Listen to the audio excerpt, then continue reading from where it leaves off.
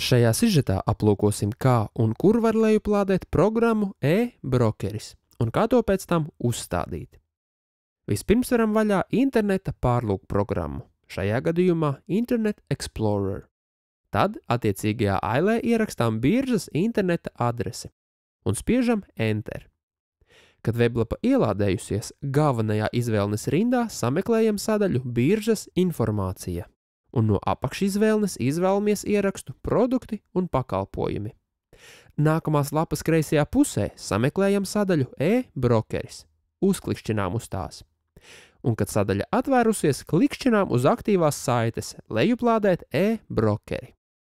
Nākamajā brīdī ekrānā parādīsies aicinājums apstiprināt lejuplādi, un ja vien neesam mainījuši savas domas, spiežam pogu Save File, un pēc tam attiecīgi norādām, kur vēlamies programmu saglabāt. Šajā gadījumā uz darbvirsmas. Varam interneta pārlūku ciet un atrodam failu. Kad fails atrasts, ar dubultklikšķi varam to vaļā. Ja gadījumā mūsu datora drošības sistēmas prasa akceptēt, ka tiešām vēlamies aktivizēt e-brokeri, lai darbību turpinātu, spiežam pogu Run.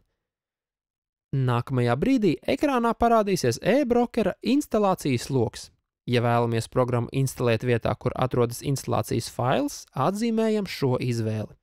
Bet, ja vēlamies norādīt citu vietu, klikšķinām uz pogas ar 3 punktiņiem, norādām attiecīgo folderi un spiežam OK.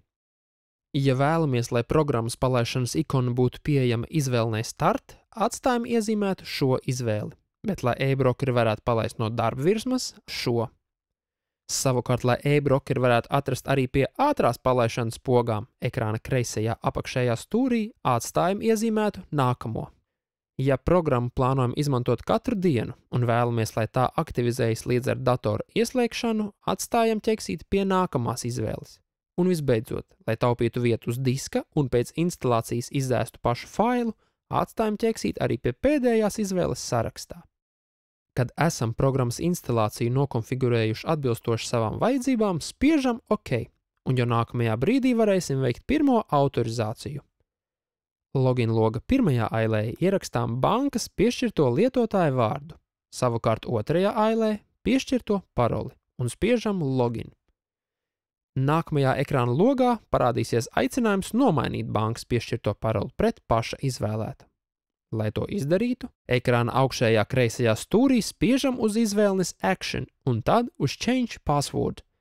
Nākamā loga pirmajā ailē ierakstām bankas piešķirto paroli, savukārt otrajā paša izvēlētu. Un drošības apsvērumu dēļ trešajā ailē ierakstām jauno paroli atkārtoti. Atcerieties, ka parolē jāsastāv vismaz no 8 simboliem, un tajā ir jāiekļauj 3 no 4 simbolu grupām – lielie burti, mazie burti, cipari un rakstuzīmes. Pretējā gadījumā programma to neakceptēs. Kad parole ievadīta, spiežam pogu Change. Līdz ar to e-brokera uzstādīšana ir veikta, un programma ir gatava darbam.